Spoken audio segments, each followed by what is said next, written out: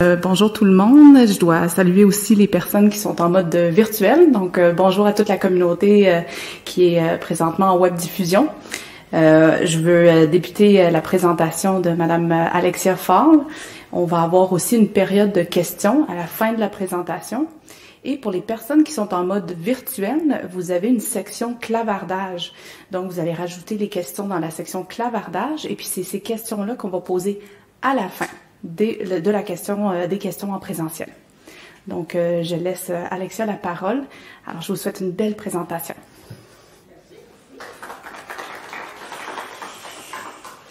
Parfait. OK. Donc, bonjour à tous. Moi, c'est Alexia Fall. Comme qui a été dit, je suis une étudiante à la maîtrise dans le laboratoire du Dr Mani Rangachari. Je vais commencer par me présenter un peu. Là. Moi, je viens de Latuc, qui est une petite ville à 3 heures au nord de Québec, ici, qui est bien connue pour sa chasse et sa pêche. Au baccalauréat, j'ai fait un baccalauréat comme Maxime et Reda en sciences biomédicales, où j'ai eu la chance de faire plusieurs stages. Celui que j'ai aimé le plus, par contre, c'était vraiment dans le laboratoire de Manu et la problématique sur laquelle il faisait de la recherche, donc la sclérose en plaques.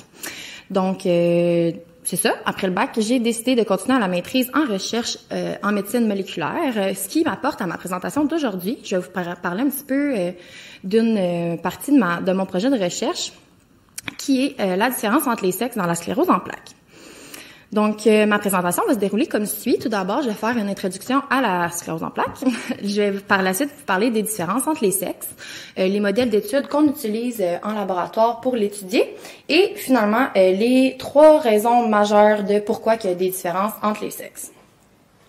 Donc, tout d'abord, la sclérose en plaques, c'est une maladie qui touche environ 2,9 millions d'individus mondialement et le Canada, c'est un des pays les plus touchés, d'où l'importance de notre recherche.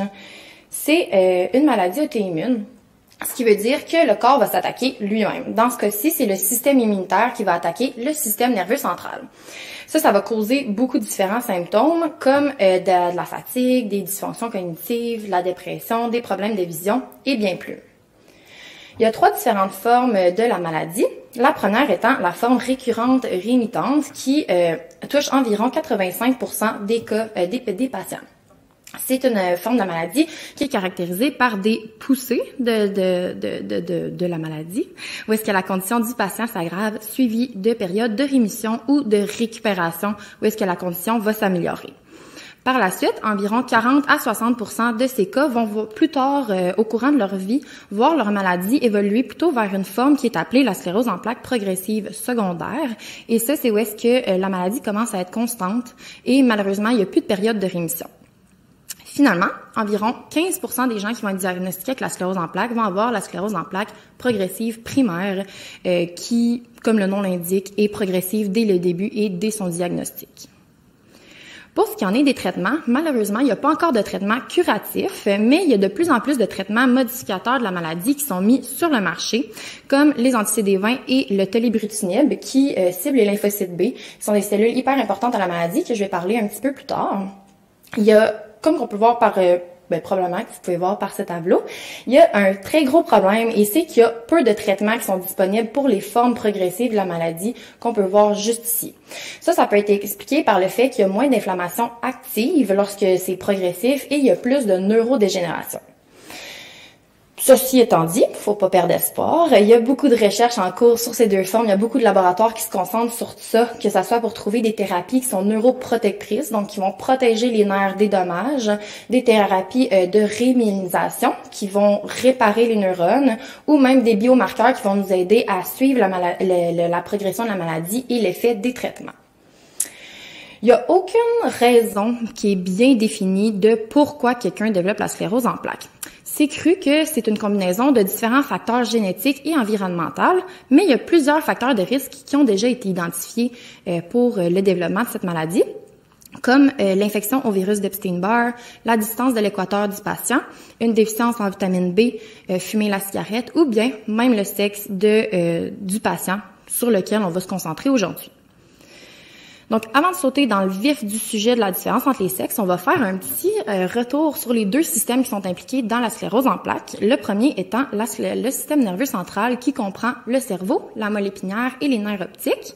Et le deuxième qui est le système immunitaire qui va produire toutes les cellules immunitaires du corps et qui va combattre les bactéries, les infections et les pathogènes. Donc, la plus grande composante du système nerveux central, c'est le cerveau. Le cerveau, il agit comme un centre de contrôle, le centre de contrôle de notre corps, et il va contrôler tout, que ce soit notre cœur, nos poumons, ou bien notre langage, notre personnalité. Ça contrôle tout. Le cerveau est d'ailleurs séparé en différents lobes qui ont tous différents rôles, comme le lobe frontal qui est responsable de notre personnalité ou de la concentration, et le lobe temporal qui est responsable de l'ouïe. Par la suite, pour ce qui en est de la moelle épinière qui est qui est illustrée ici en jaune, c'est une structure qui est responsable de transmettre tous les messages du corps au cerveau ou du cerveau au corps. Donc, tous les messages doivent passer par cette structure-là avant de pouvoir se rendre en périphérie. Donc, ces deux composants du système nerveux central, donc la moelle épinière et le cerveau, sont faites de neurones. Ces neurones-là sont responsables de transmettre les messages de notre cerveau à nos muscles et à nos organes à l'aide d'influx nerveux. Ça peut parfois être long avant que le message se rende jusqu'au point qui est désiré. C'est pas une vitesse optimale pour lorsqu'on a besoin que le message se rende rapidement. C'est pourquoi il y a certaines neurones qui ont ce qu'on appelle une gaine de myéline. Cette gaine-là va agir comme un isolant et ça va permettre à l'influx nerveux de voyager plus rapidement. Donc, l'influx n'aura pas besoin de voyager tout le long de l'axone. Il va seulement avoir besoin de sauter de nœud en nœud, qui est comme entre les composants de la gaine, excusez-moi, ce qui va diminuer significativement le temps que ça va lui prendre à voyager. Vu l'importance des cellules qui composent le système nerveux central, il y a des mécanismes de protection qui sont en place pour s'assurer que ces cellules-là soient pas détruites pour aucune raison. Le mécanisme majeur, c'est la barrière hémato-encéphalique, ce qui veut dire la barrière entre le sang et le cerveau. Donc, le rôle de la barrière hémato-encéphalique, c'est vraiment de contrôler tout ce qui va rentrer dans le système nerveux central pour s'assurer qu'il n'y a rien de nocif qui va y rentrer et qui va aller détruire les neurones. Cette barrière est composée de différents types cellulaires, notamment les cellules endothéliales, donc les cellules qui vont former les vaisseaux sanguins, suivies de péricytes qui vont moduler et maintenir la barrière hémato-encéphalique dans un état optimal en relâchant des facteurs de signalisation. Puis, il y a des pieds d'astrocytes aussi qui sont là et qui vont eux aussi être responsables de maintenir et de réguler la barrière hémato-encéphalique. Pour ce qui en est du système immunitaire, c'est un système qui est assez complexe, qui va regrouper différents organes, types cellulaires et molécules pour défendre le corps de différentes agressions comme les bactéries, des virus et des différents pathogènes. Au niveau des organes primaires qui composent ce système, il y a la rate qui est responsable de stocker des globules blancs, donc les globules du système immunitaire, et de filtrer le sang pour repérer les pathogènes qui peuvent s'y trouver. Par la suite, nous avons la moelle osseuse qui, elle, va produire ces globules blancs-là et les ganglions lymphatiques qui sont tous les petits points verts qu'on peut voir ici là, dans le schéma. Puis eux, les ganglions lymphatiques vont aussi avoir un rôle de stocker les globules blancs, mais ça va être à différents endroits pour vraiment permettre d'avoir une réaction rapide du système immunitaire lorsqu'il y a un pathogène qui va rentrer dans le corps. Mais puis il y a aussi le rôle de filtrer la lymphe. Au niveau cellulaire, il y a deux différentes lignées de globules blancs, donc deux différentes lignées de cellules qui vont défendre le corps. On a la lignée myéloïde, qui est la plus grande lignée, et la lignée lymphoïde. La grande différence entre ces deux immunités-là, c'est que sont séparées en deux immunités, excusez-moi, qui est l'immunité innée en bleu et l'immunité adaptative qui est en rouge. Donc la grande différence entre ça, c'est que l'immunité innée, OK. Parfait. Donc, la grande différence, c'est que l'immunité innée va attaquer la bactérie ou le virus dès son entrée dans le corps, alors que l'immunité adaptative, elle, comme son nom l'indique un peu, elle va s'adapter vraiment à la protéine qu'elle est à la recherche, au pathogène, pour vraiment mieux le reconnaître et mieux le combattre. Une exception de la lignée lymphoïde, c'est les cellules NK ou Natural Killers. Ils vont être importantes un petit peu plus tard et très rapidement, mais eux sont responsables, dans le fond, de reconnaître et de détruire les cellules qui ont été infectées par un pathogène ou qui marchent pas comme il faut. Par la suite, pour l'immunité adaptative, on va aller un petit peu plus en profondeur dans cette immunité.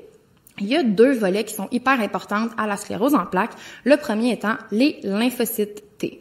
Donc, les lymphocytes T, eux, sont les cellules effectrices, donc ceux qui vont attaquer les bactéries ou le pathogène. Et ils peuvent être séparés en 2 différentes catégories. Donc, on a les lymphocytes CD4+, qui sont responsables d'activer d'autres cellules immunitaires et recruter les autres cellules, causer de l'inflammation. Et les cellules CD8+, qui, eux, vont éliminer les cellules malades. Finalement, on a aussi les lymphocytes B qui, eux, sont les cellules responsables de produire les anticorps qui vont se lier au pathogène et qui vont marquer le pathogène pour qu'il soit détruit.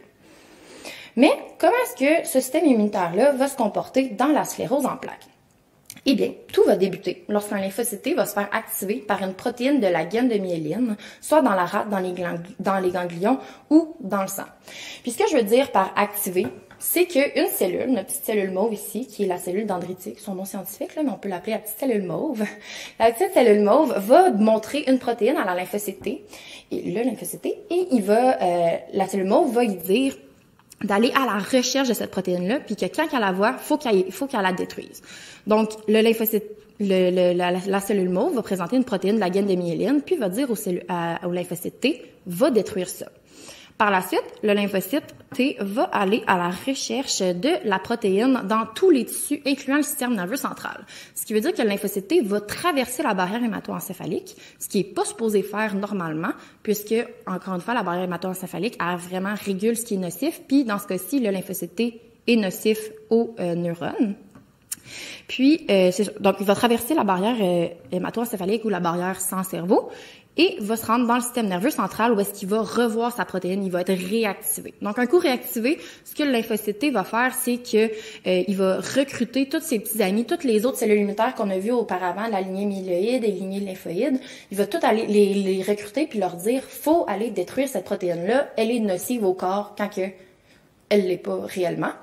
Puis, c'est ça. Donc, ça va causer de la neuroinflammation et la destruction de la gaine de myéline. Donc, l'emplacement de cette destruction de la gaine de myéline-là va vraiment influencer les symptômes qu'on observe chez les patients. Donc, si la neuroinflammation est présente dans le lobe frontal, le patient peut avoir des difficultés à se concentrer ou à parler, lobe temporal avec l'ouïe. Donc, c'est ça. Les symptômes vont vraiment dépendre de l'emplacement de la neuroinflammation. Pour ce qui en est des différences entre les sexes dans la maladie, les différences sont vraiment bien illustrées par le ratio de femmes pour hommes qui vont développer les différentes formes. Donc, il est connu que 3 femmes pour un homme vont développer la sclérose en plaques récurrente rémitante, alors que pour la sclérose en plaques progressive primaire ou primaire progressive, ce ratio va diminuer à 1 femme pour un homme. Donc, bien que les femmes vont développer la maladie plus souvent, les hommes vont plus avoir tendance à développer la forme primaire progressive, et il est aussi connu que les hommes vont généralement progresser plus rapidement sur l'échelle DSS, qui est une échelle utilisée pour mesurer l'incapacité des patients et pour suivre surtout l'évolution de la maladie et l'effet des traitements. Par la suite, encore sur les différences entre les sexes, ce graphique-là, il peut avoir l'air un petit peu intimidant, mais ce qu'il nous démontre, dans le fond, c'est qu'il y a une plus grande mort cellulaire dans le cerveau des hommes avec la maladie que chez les femmes. Donc, je vous explique le graphique. En gris, ici, nous avons les femmes et en blanc, on a les hommes. Dans la première colonne, c'est la quantité de tissu cérébral qui est présent en temps normal. Donc, on peut voir que les hommes ont tendance à en avoir un petit peu plus que les femmes. Puis, dans la deuxième colonne, ce qu'on voit, c'est chez des patients atteints de la sclérose en plaques. Puis, lorsqu'on compare la différence entre les hommes en santé et les hommes atteints de la sclérose en plaques aux femmes en santé et les femmes atteintes de la sclérose en plaques, on peut vraiment voir qu'il y a une plus grande différence de quantité de tissu cérébral qui est observée chez l'homme. Donc, il y a une plus grande mort cellulaire dans le cerveau des hommes. Par la suite, pourquoi est-ce qu'on devrait étudier ces différences entre les sexes-là? Eh bien, le ratio entre les femmes et les hommes fait qu'augmenter. Donc, dans les années 1950, le ratio était d'environ 1,3 femmes pour un homme qui développait la sclérose en plaques. Alors que maintenant, pas maintenant, dans les années 1990, le ratio avait augmenté à 2,2 pour un homme. Puis maintenant, on sait aussi qu'en 2025, le ratio maintenant est de 3 femmes pour un homme. Donc, il y a de plus en plus de femmes qui sont diagnostiquées. On aimerait savoir pourquoi, mais aussi pourquoi est-ce qu'il y a moins d'hommes qui développent la maladie lorsqu'on les compare aux femmes. Nous, en laboratoire, donc comment est-ce qu'on étudie la sclérose en plaques? Quels sont nos modèles? On peut parfois utiliser du sang provenant de patients, du liquide céphalorachidien, qui est du liquide qui provient du système nerveux central, ou même, dans certains cas, des tissus cérébraux. Cependant, l'accessibilité à ces tissus est extrêmement restreinte. C'est pas tous les laboratoires qui peuvent y avoir accès pour faire n'importe quelles expériences. C'est pourquoi qu'on utilise un modèle de souris qui s'appelle l'encéphalomyélite auto-immune expérimentale, ou l'EAE, qui est pas mal plus facile à dire. Puis, ce qu'on fait, c'est qu'on prend des petites souris comme ça, puis on leur injecte soit une protéine de la gaine de myéline, que si on se souvient bien, un coup injecté, ça va activer les lymphocytes T qui vont aller dans le système nerveux central causer la maladie, ou on leur injecte des lymphocytes qui sont déjà activés à l'extérieur de la souris. On injecte le lymphocyte, puis après ça va tout de suite aller à la recherche de sa protéine dans le système nerveux central. Par la suite, on va suivre l'évolution de la maladie. Ça va se présenter comme une paralysie ascendante, donc ça va débuter par une paralysie de la queue, une faiblesse des pattes arrière, ensuite par la suite, une paralysie des pattes arrière, une paralysie des pattes avant, et malheureusement, à un score de 5, la souris est décédée. Mais inquiétez-vous pas, on laisse rarement les souris se rendre au-dessus d'un score de 3. C'est franchement pas cruel, mais on les laisse vraiment rarement se rendre au-dessus d'un score de 3. C'est aussi, nos protocoles sont extrêmement encadrés par des vétérinaires. Il y a aussi des techniciens et des techniciennes en santé animale qui sont là à tous les jours pour leur donner des soins. Et il y a aussi un comité d'éthique hyper rigoureux qui prennent leur rôle à cœur et qui prennent le bien-être surtout des souris vraiment très à cœur. Donc, pour ce qui en est des 3 différences majeures qui pourraient expliquer les différences entre les sexes. La première, c'est qu'il y a une réponse immunitaire qui est plus robuste chez la femme en santé que chez l'homme. Il y a aussi la présence d'hormones sexuelles qui diffèrent entre les deux sexes et la présence de chromosomes sexuels, donc XX versus XY, que je vais décrire plus tard. Donc, on va commencer avec la réponse immunitaire, plus précisément l'immunité innée, qui, si on se souvient, c'est ceux qui vont faire une inflammation sans vraiment savoir c'est quoi qui attaque. Donc, chez la femme, il y a une production d'interféron alpha qui est plus élevée. Donc, pourquoi est-ce qu'on s'intéresse à l'interféron alpha? C'est une cytokine qui va causer beaucoup d'inflammation et qui va aussi influencer l'activation des cellules comme les lymphocytes T, qui sont les cellules effectrices de la maladie, donc qui induisent la maladie. Chez la femme, il y a aussi des cellules présentatrices d'antigènes, donc les petites cellules qui disent aux autres quoi attaquer, qui sont pas mal plus efficaces chez la femme que chez l'homme. Et finalement, il y a plus de cellules NK chez l'homme, les cellules NK qui sont responsables d'éliminer les cellules malades ou les cellules qui fonctionnent pas comme il faut. C'est ça. Donc, tout ça, ça va faire en sorte qu'il y a plus de chances qu'un lymphocyte T soit activé avec une protéine de la gaine de myéline chez la femme que chez l'homme. Pour ce qui en est de l'immunité adaptative, donc ce qui s'adapte à la protéine qu'il cible, il y a un taux plus élevé de lymphocytes T, les lymphocytes effectrices, les cellules effectrices de la maladie chez la femme. Il y a aussi plus de lymphocytes B, ce qui mène aussi à ce qu'il y ait plus d'anticorps chez la femme. Donc, ça, on fait un petit récapitulatif plus simple pour cette section-ci. Dans l'immunité innée, il y a plus de facteurs qui influencent l'activation des cellules effectrices de la maladie chez la femme. Et dans l'immunité adaptative, il y a plus de cellules effectrices chez la femme. Par la suite, pour ce qui en est des hormones sexuelles. Donc, vous savez peut-être déjà que la testostérone, c'est l'hormone masculine majeure et que l'estradiol, c'est l'hormone féminine majeure. Ce que vous savez peut-être pas, c'est que bien que oui, ce soit les hormones sexuelles majeures, ce sont pas les seules hormones. Tous les femmes vont produire un petit peu de testostérone et tous les hommes vont produire un petit peu d'estradiol. Donc aujourd'hui, on va commencer par parler de la testostérone. Donc, une des façons qui ont mis en évidence l'importance de la testostérone dans la sclérose en plaques, c'est en castrant des souris mâles et en induisant l'EAE. Donc, l'idée derrière cette expérience, c'est que la testostérone est produite dans les testicules de la souris. Donc, en les retirant, il n'y a plus de testostérone qui sera produit et on va donc pouvoir voir l'effet que retirer cette hormone a sur la maladie. Donc, juste un petit rappel, là, le score de 5, ça veut dire que les souris sont plus malades et un score de 0, ils sont pas malades, les souris sont en santé. Donc, comme on peut voir ici, ce qu'ils ont observé, c'est que les souris castrées, qui sont illustrées par les petits diamants blancs, ici, ils développaient une maladie qui était plus sévère que les souris non castrées, donc qui gardaient leur production de testostérone. Donc, on peut voir là qu'à la fin du protocole, les souris non castrées avaient un score de 2, qui est une faiblesse des pattes arrière, et les souris castrées avaient un score de 3, qui est une paralysie des pattes arrière. Oups. Par la suite, pour illustrer davantage l'importance de cette hormone, ils ont induit l'EAE chez des souris femelles et ils leur ont donné de la testostérone et ils ont regardé l'évolution de la maladie.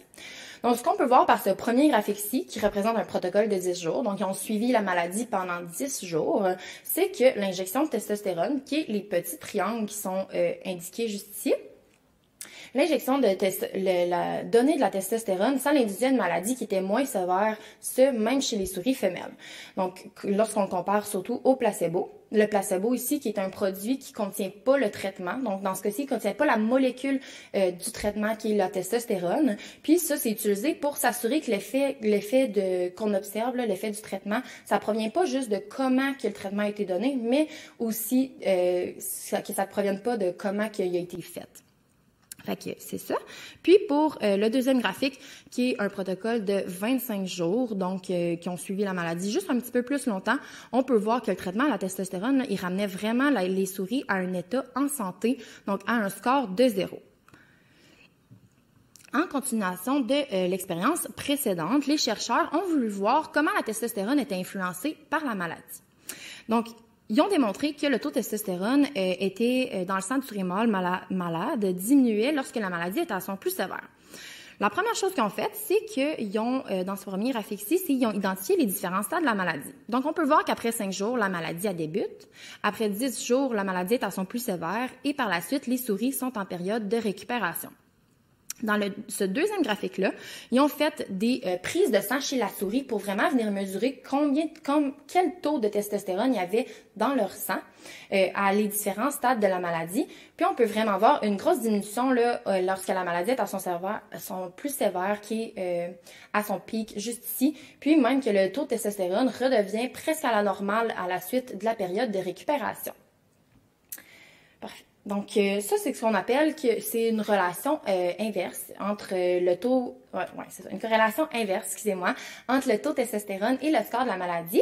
Puis, ce qui veut basically dire que les souris qui ont plus de testostérone vont être beaucoup moins malades que les souris qui ont moins de testostérone, qui, eux, vont scorer un score d'environ 3. Ensuite, dans une étude clinique qui a été faite chez l'humain, on a pu voir que le traitement de testostérone stabilisait le changement de volume cérébral qui est représenté par ce premier graphique-ci. Donc, sur l'axe des X, on a le mois de traitement. Le mois 0 étant le mois auquel le traitement à la testostérone a été débuté. Et sur l'axe des Y, ça, c'est le pourcentage du changement de volume cérébral. La ligne pointillée, c'est ce qui a été prédit. Donc, on croyait que le volume cérébral allait diminuer constamment, comme la ligne pointillée indiquée ici. Mais la ligne noire, c'est ce qui a été réellement observé. Puis, vraiment, on peut voir que à la suite du traitement à la testostérone, le changement dans le volume cérébral se stabilise et redevient, arrête de progresser, dans le fond. Les patients de cette étude ont aussi fait le PASAT test, qui est un test qui va mesurer les capacités cognitives, comme la capacité de calcul ou la vitesse auquel le patient va traiter de l'information. Encore une fois, le mois 0 étant le mois auquel le traitement a été donné. Puis, ce qu'on peut voir, c'est que... Excusez-moi. Ce qu'on peut voir, c'est que vraiment, après le traitement à la testostérone, les capacités cognitives du patient ont vraiment augmenté assez constamment. Finalement, dernière slide sur la testostérone, un peu dans le même sens que la slide précédente, il a été démontré que si on traite avec la testostérone, il y a une diminution de la mort neuronale chez l'homme. Donc, dans cette première photo-là, qui a été prise avant la prise de testostérone, toute la couleur qu'on voit, c'est où est-ce qu'il y a une perte significative de volume cérébral, donc une perte une mort cellulaire, excusez-moi. on peut voir que pratiquement tout le cerveau il est coloré, donc il y a vraiment une mort neuronale assez élevée. Mais dans la deuxième photo, ici, c'est ça qui a été pris après le traitement à la testostérone. Il y a beaucoup moins de couleurs, même que le traitement a ramené le cerveau à son volume initial. Donc, c'est ça qu'il en est pour la testostérone. Maintenant, on va aller avec l'estradiol, qui est l'hormone féminine majeure.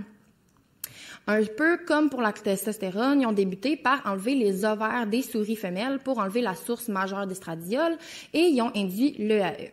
Donc, on peut observer les souris sans ovaires sont en carré et avec ovaires en diamant. Puis, ce qu'on peut observer, c'est vraiment une légère augmentation de la sévérité de la maladie chez les souris sans estradiol lorsqu'on les compare aux souris avec estradiol, mais c'est quand même pas un changement qui est hyper impressionnant. Donc, les mêmes chercheurs ont refait cette expérience-là, mais ils ont aussi donné une supplémentation d'estradiol aux souris qui gardaient leurs ovaires. Donc, on voit que les souris avec ovaires et estradiol de plus, ils ont développé une maladie qui scorait environ un score de 2, alors que les souris sans ovaires ont scoré un score de 4. Donc, on peut voir que c'est vraiment plus une grosse différence entre les deux groupes, ce qui nous indique que l'estradiol, oui, a un effet sur la maladie, cependant, plus à des hautes doses que la testostérone. Pour approfondir notre compréhension de l'effet de l'estradiol, il a été démontré que traiter des souris femelles malades avec du 17-bêta-estradiol, qui est de l'estradiol, ça réduisait la sévérité de la maladie et ce, peu importe la dose. Donc, toutes les doses d'estradiol, ça diminuait, la sévérité de la maladie. Par contre, ce qui est intéressant de noter, c'est que la plus haute dose, donc 2,5 mg d'estradiol, ça gardait les souris en santé. Donc, ça les protégeait complètement de la maladie. Ils ont fait la même chose, cependant, chez des souris noires, des souris mâles, excusez-moi, et la ligne noire, c'est le traitement au placebo. Et les autres lignes, c'est les hormones féminines qui ont été données à différentes doses. Puis, ce qu'on peut voir encore une fois, c'est que toutes les doses des traitements ont amélioré la sévérité de la maladie. Mais, encore une fois, ce qui est très intéressant, c'est que la plus haute dose d'estradiol, c'est elle qui protégeait complètement la souris de développer la sclérose en plaques ou l'EAE. Donc, un des gros événements qui peut avoir lieu chez la femme et auquel on s'intéresse, c'est la grossesse. Donc, on s'y intéresse puisqu'il y a une amélioration clinique au courant de la grossesse qu'on peut surtout voir pendant le 3e trimestre. Donc, les périodes de rechute par femme par an ont diminué à 0,3. Par contre, à la suite de l'accouchement, il a été démontré qu'il y a un effet rebond et ce ratio va plutôt augmenter à 1,2 par femme par an. Donc, on voit très bien que la grossesse, ça va vraiment venir induire une amélioration clinique. Puis, dans une autre étude à long terme, il a été démontré que les patients ayant eu une grossesse atteignaient le score de 7 sur le DSS après 18,6 années, alors que les patients n'ayant pas eu de grossesse atteignaient ce score après 12 ans. Donc, 6 ans, c'est quand même assez un gros laps de temps. Puis, les changements durant la grossesse qui sont observés pendant la grossesse, qui pourraient expliquer cette amélioration? Bien, le premier, c'est que les lymphocytes TH1, donc les lymphocytes T qui sont les cellules effectrices qui causent la maladie, ces lymphocytes T-là sont hyper inflammatoires, puis ils vont plutôt être changés en lymphocytes TH2 chez la personne enceinte. Donc les TH2 qui sont aussi des lymphocytes T, mais qui sont vraiment anti-inflammatoires. Puis ça va être fait pour éviter que le système immunitaire attaque l'embryon. Donc, bien que ça soit là pour le bien-être de l'embryon, c'est le changement de phénotype fait en sorte qu'il y a plus de cellules anti-inflammatoires qui sont présentes dans le corps de la femme enceinte pour combattre l'inflammation qui est au cerveau également. Il y a aussi une présence d'hormones potentiellement neuroprotecteurs comme des estrogènes, progestérone et prolactine qui sont pas mal plus élevées qu'en temps normal, mais notamment l'hormone l'estriol, c'est ça. C'est pourquoi certaines équipes se sont intéressées à cette hormone-là. Puis, ils ont montré que si on traitait des souris mâles ou femelles à l'estriol, puis on leur induisait l'EAE, l'estriol les protégeait aussi complètement de la maladie. Donc, ce qui est vraiment intéressant, puisque les placebos, on peut voir, les souris qui ont reçu du placebo ont scoré un score de 2, 2,5, mais ceux qui ont reçu l'estriol, ça restait vraiment à un score de 0. Par la suite, dans une petite étude clinique qui a été faite, ils ont démontré que si on traitait des patients à l'estriol ou au glaxiramère acétate, qui est un médicament qui est peu utilisé maintenant, mais que les données, je trouvais quand même assez intéressantes, ça réduisait significativement le taux de neurofilament light chain. Neurofilament light chain, c'est son taux. C'est utilisé comme un indicateur de destruction neuronale. Donc, plus que neurofilament light chain, plus que des neurones qui sont détruites. Puis, lorsqu'on traitait avec de l'estriol, et du glaxiramère acétate, on peut voir que ce taux diminuait. Donc, il y avait moins de destruction neuronale. Un autre événement dans la vie des femmes qui semble avoir un impact sur la maladie, c'est la ménopause. La ménopause qui est définie comme une réduction massive de la production d'hormones féminines, donc des oestrogènes et des progestérones, et ce qui va mener à des symptômes, comme qui a été démontré dans ce tableau-ci. Donc, on peut voir que 54% des femmes ménopausées de cette étude disent que leurs symptômes se sont empirés après la ménopause. Mais ce qui est intéressant, c'est que si on donne un traitement de remplacement hormonal à ces femmes, donc on essaie de ramener leur taux d'hormones à un taux normal pour elles. 75% des femmes qui ont reçu ça, là, ils ont dit que les symptômes se sont améliorés à la suite d'avoir reçu le traitement de remplacement hormonal. Donc, si on fait un petit récapitulatif sur les hormones, la testostérone, c'est une hormone protecteur contre la sclérose en plaques. L'estradiol, c'est protecteur, mais il faut des plus grandes concentrations. Et l'estriol, c'est protecteur contre la sclérose en plaques, mais ça pourrait mener à un effet rebond lorsqu'il n'y en a plus. Là, vous vous dites sûrement, « Oui, mais Alexia, pourquoi est-ce qu'on n'utilise pas les traitements hormonaux pour traiter la sclérose en plaques aujourd'hui? » Il y a plusieurs raisons pour ça. La majorité des études que je vous ai montrées, ça a été fait dans le modèle d'EAE, donc dans des souris. Mais oui, c'est un bon modèle, mais c'est pas parfait. Il n'y a pas grand-chose qui l'est. Puis, il y a vraiment des grosses différences entre les souris et les humains sur comment ils régulent les hormones et comment ils vont causer leur destruction. Par la suite, les hormones peuvent aussi avoir différents effets sur différents types cellulaires lorsqu'ils sont en excès, ce qui fait en sorte qu'il est vraiment difficile de déterminer les doses nécessaires pour les différents patients, que c'est pas tout le monde qui va prendre la même dose d'hormones pour traiter leur maladie. Et finalement, il y a vraiment beaucoup d'effets secondaires, comme on peut voir un petit peu avec la contraception, là, que c'est de l'estradiol. Il y a des thromboses qui sont associées à ça. Il peut y avoir aussi le cancer du sein, toxicité du foie et même des événements cardiovasculaires. Maintenant, on en est aux chromosomes sexuels. Donc, il y a deux sortes de chromosomes sexuels. Le chromosome X qui regroupe environ 2000 différents gènes et qui représente donc 10% du génome humain. Ça dit pas grand-chose, mais c'est quand même assez gros comme chromosome. Puis, le chromosome Y qui va regrouper 48 gènes et que la majorité de ces gènes-là vont être impliqués dans la reproduction mâle. Donc, je vais juste prendre une petite gorgée d'eau. Donc, chez les femmes, on a deux chromosomes X, donc deux chromosomes avec 2000 gènes chaque. Alors que chez l'homme, il y a un chromosome X qui a 2000 gènes et un chromosome Y à 48 gènes. Donc, pour éviter d'avoir trop de différences entre les femmes et les hommes, le corps de la femme a développé un système dont le but, c'est d'inactiver le deuxième chromosome X pour éviter que la femme ait 2 fois plus de 2000 gènes qui proviennent de ce chromosome-là. Par contre, encore une fois, c'est pas un processus qui est parfait. Donc, il y a environ 15% des gènes qui vont échapper à cette inactivation et il y a beaucoup de ces gènes qui sont impliqués dans le système immunitaire. Donc ça va donner environ 300 gènes qui vont être exprimés en double chez la femme, qui est quand même... c'est beaucoup de gènes quand même. Donc, je ne parlerai pas de tous ces gènes-là aujourd'hui parce que ça va être vraiment long, mais je vais vous parler de deux gènes en particulier, donc CODM6A et CODM5C. Avant de parler de CODM6A et CODM5C, je vais vous parler de l'ADN. C'est important de savoir que dans nos cellules, l'ADN n'est pas juste libre, elle est en fait enroulée alentour de d'autres protéines qui sont appelées des histones. Puis ces histones-là peuvent être compactées pour empêcher certains gènes d'être lus, donc les gènes ici qui agissent comme des petits livrets de production de protéines. Donc, c'est ça, que les protéines qui vont aller avoir différents effets dans la cellule, là, ou les histones peuvent aussi être non compactés ou décompactés pour permettre à la cellule de lire les gènes et permettre à la cellule surtout de produire ces protéines-là. Donc, pour en revenir à CODM6A et CODM5C, ce sont des histones de méthylase. Donc, ils vont jouer sur les petites protéines qui compactent et décompactent l'ADN. CODM6A est responsable de décompacter l'ADN, ce qui va induire une activation transcriptionnelle, ce qui va à son tour induire une production des protéines.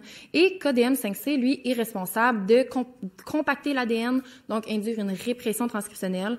Et la cellule n'aura pas accès à l'ADN et pourra pas produire les différentes protéines qui vont avoir différents effets. Donc, on va commencer pour les travaux qui ont été faits sur CODM6A. Donc, tout d'abord, il a été démontré que CODM6A est moins exprimé chez les mâles, autant chez la souris que chez l'humain.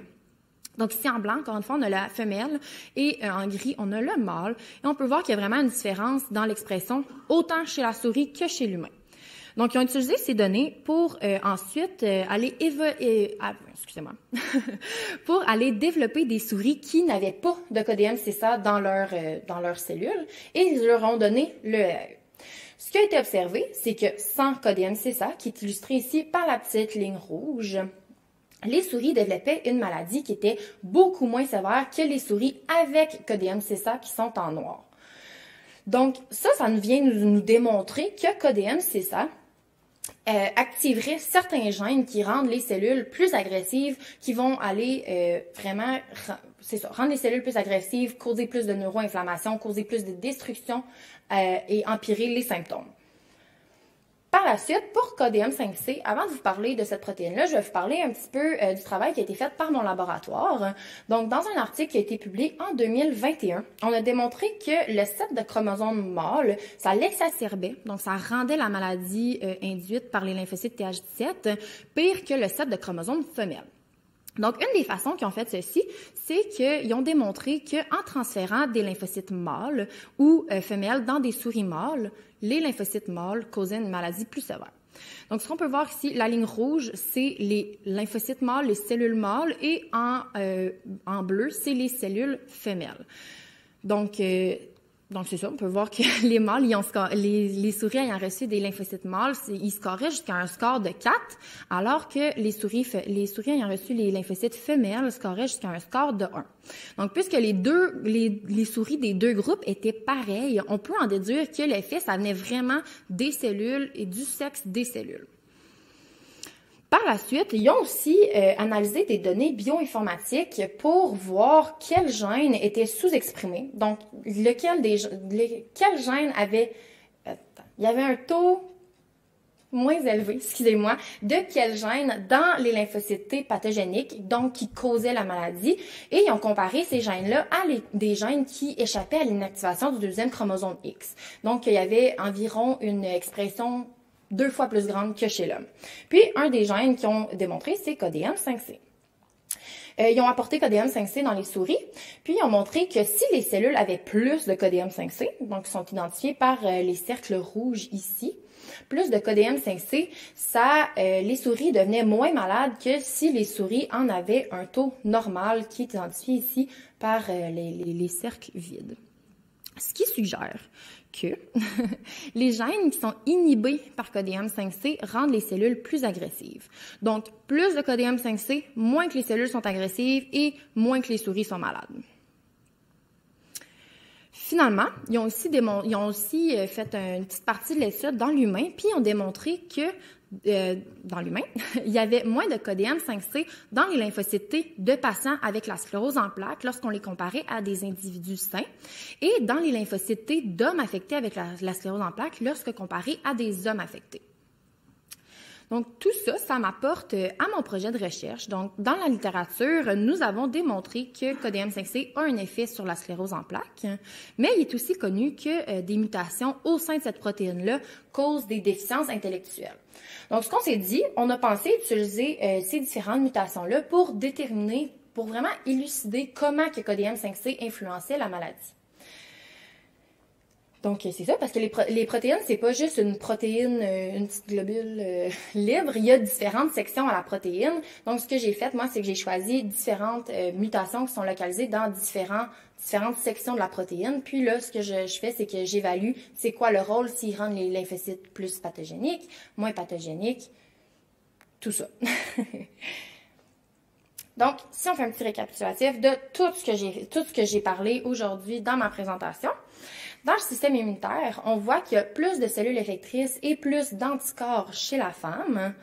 Pour ce qui en est des hormones sexuelles, la testostérone, c'est protecteur, mais c'est aussi affecté par la maladie. Donc, moins de testostérone quand que la maladie est à son plus sévère. L'estradiol, ça réduit la sévérité de la maladie. L'estriol, qui est l'hormone associée à la grossesse, ça diminue aussi la sévérité, mais il y a un effet rebond lorsqu'il n'y en a plus. Et finalement, que pour les chromosomes sexuels, il y a une expression différentielle de protéines et de gènes qui sont importants au système immunitaire et qui vont influencer la maladie. Donc, finalement, j'aimerais remercier mon laboratoire, Mani Rangachari, Reda Fazazi et les agences financières et surtout Sclérose en plaques Canada de m'avoir reçu aujourd'hui. Merci!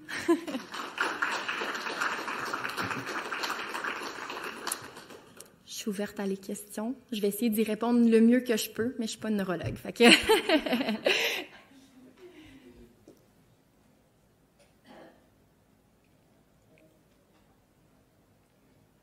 Oh, excuse.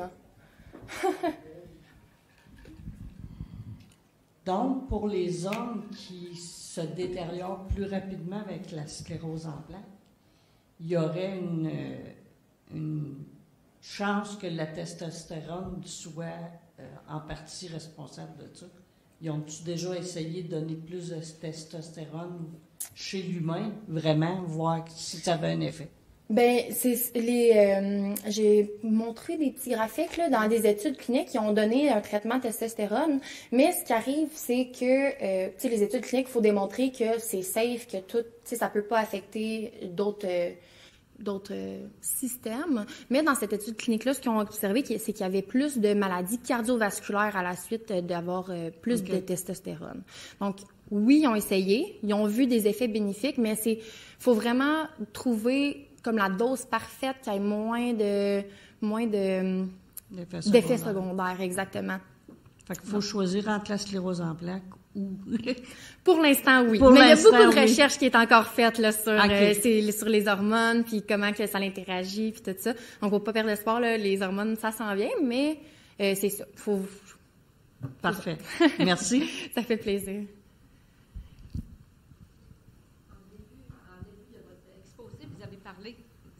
Vous avez parlé qu'en 1950, il y avait peu de cas.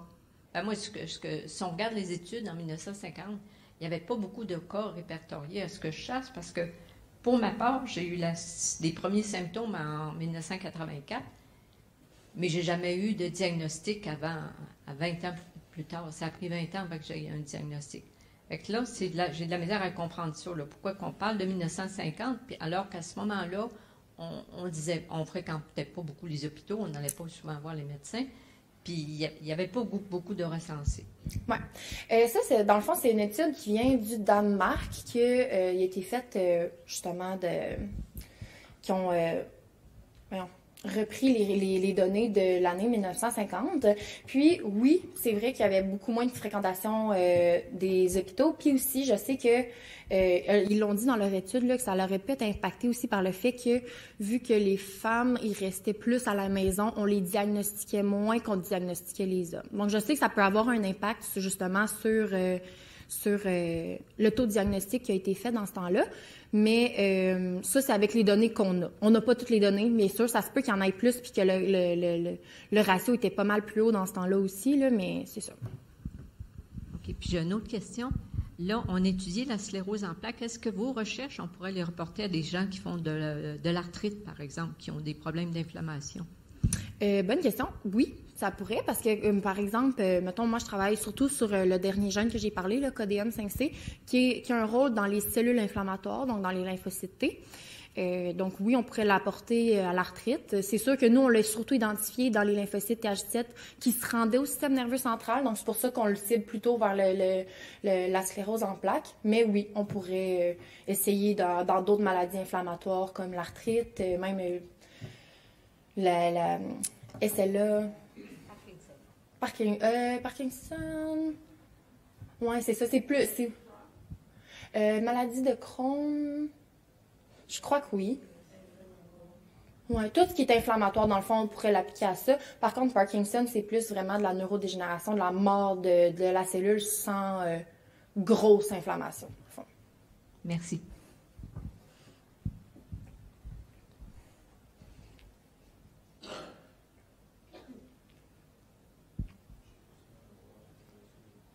Oui, on a une petite question ici.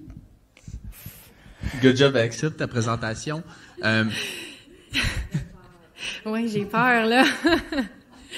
Non, je vais être gentil. Tu sais, on sait, là, dans le corps humain, on a plein de cellules différentes, mais les cellules, ils peuvent pas nécessairement reconnaître tout ce qu'on leur garoche. Ils ont besoin d'un bon récepteur pour voir un peu leur environnement. Tu sais, ils ont pas d'yeux, évidemment. Fait que ma question, c'est est-ce que la testostérone et l'estradiol peuvent agir directement sur les lymphocytes T? Oui. Tu sais, les hormones, on s'imagine surtout sexuelles, mais ça a plein d'autres rôles. 1, puis 2, est-ce que ça influence la transcription de KDM5C? KDM5C, excuse. Pour la première question, oui, les hormones peuvent avoir des effets directement sur les lymphocytes T parce qu'ils ont aussi des récepteurs, mettons, à l'estrogène, au progestérone, whatever. Donc oui, ça peut avoir un effet directement sur les cellules immunitaires. Pour la deuxième question, c'est une bonne question. Tu ferais la poser peut-être à Reda qui serait plus que moi. Donc mon projet, dans le fond, c'était le projet Reda avant. C'est ça. C'est vraiment une bonne question. J'ai aucune idée. Ça va être une expérience qu'on pourrait faire, par contre, dans le futur, si on ne l'a pas encore faite. Ouais. Est-ce qu'il y a d'autres questions en présentiel?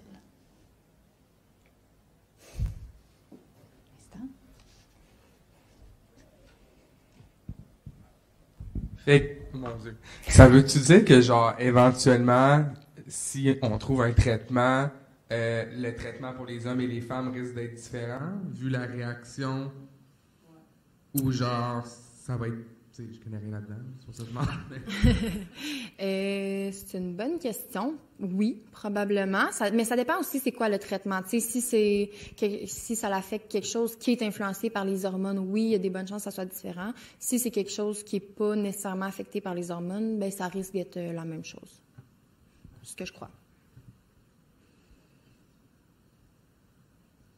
Est-ce qu'il y avait d'autres questions? Moi, je pense que j'avais une question. Ouais. Au début, tu nous parlais d'un mécanisme au niveau de la barrière... Hémato-encéphalique. Et tu nous disais que les lymphocytes n'étaient pas supposés passer la barrière cerveau. Oui, barrière sans cerveau. OK, parfait. Et puis, ma question, c'est est-ce que ça a été étudié si le fait qu'il y ait 3 femmes pour un homme, est-ce qu'il y a un mécanisme différent pour l'homme et la femme par rapport à ce transfert-là? C'est une bonne question. Il y a quelques études qui ont démontré que la barrière hémato-encéphalique serait plus forte chez l'homme, mais c'est ça que je sais. Sinon, j'essaie de penser vite dans toutes mes lectures. Mais il y a une différence. Oui, il y a une différence. Donc, ça explique la différence dans les sexes pour ce mécanisme-là. Oui, pour ce mécanisme-là, mais il y a plein de choses qu'on ne sait pas encore de pourquoi il y a une différence entre les sexes, comme ça qu'on doit toujours étudier, que ce soit justement encore les petites hormones pour essayer de trouver un traitement qui va bien marcher, les chromosomes avec les différents gènes, parce qu'il y a quand même 300 gènes qui sont différentiellement exprimés. Donc, mais oui, il y a une façon il y a un impact sur la barrière hémato-encéphalique. Ma deuxième question, c'était, on parlait de la ménopause, du fait que, il y a une aggravation de la maladie à la ménopause, mais qu'est-ce qui explique, ou si on a une explication, du fait que les gens sont quand même diagnostiqués jeunes quand, le taux d'estrogène est assez élevé, tout ça, donc qu'est-ce qui explique qu'on a une bonne partie de la population qui est jeune, des femmes avec une quantité d'estrogène, j'imagine, assez élevée. Oui. Qu'est-ce qui explique ça? Qu'il y a une aggravation à la ménopause? Qu'il y a quand même beaucoup de gens qui sont diagnostiqués à un jeune âge, dans le sens où c'est une maladie qui est considérée avec une clientèle assez jeune. Ils ne sont pas nécessairement ménopausés, ni périménopause et tout ça. Tu sais, j'en ai un petit peu parlé, là, les hormones sexuelles, souvent, ils ont un effet neuroprotecteur. Donc, l'estradiol, oui, ça va protéger un peu, tu sais, de la sévérité. C'est pour ça qu'on verrait qu'à la ménopause, ça s'empirerait. Quand il n'y a plus d'estradiol, tout d'un coup, les symptômes sont pires. Mais, c'est ça, je m'en allais où avec ça? On dirait que j'ai perdu mon fil de pensée. On pourrait avoir plus dans le fond, ça nous protège. On a un taux assez élevé de personnes qui sont diagnostiquées. Ça nous protège quand même. Oui, à un certain niveau. C'est ça. Mais pas assez pour pas qu'on soit diagnostiqué avec la sclérose en plaques. Ouais.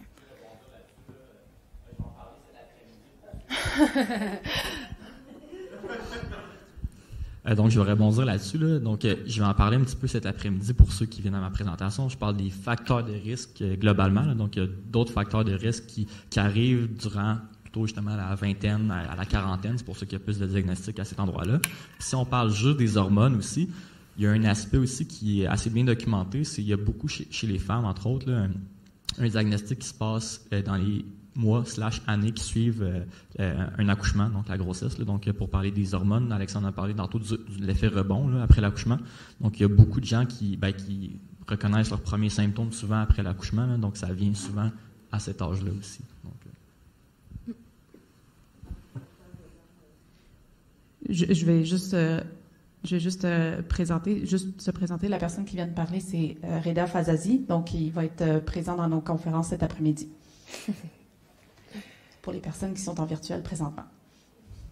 Est-ce qu'on avait d'autres questions? Ça peut être des questions sur n'importe quoi. Presque n'importe quoi.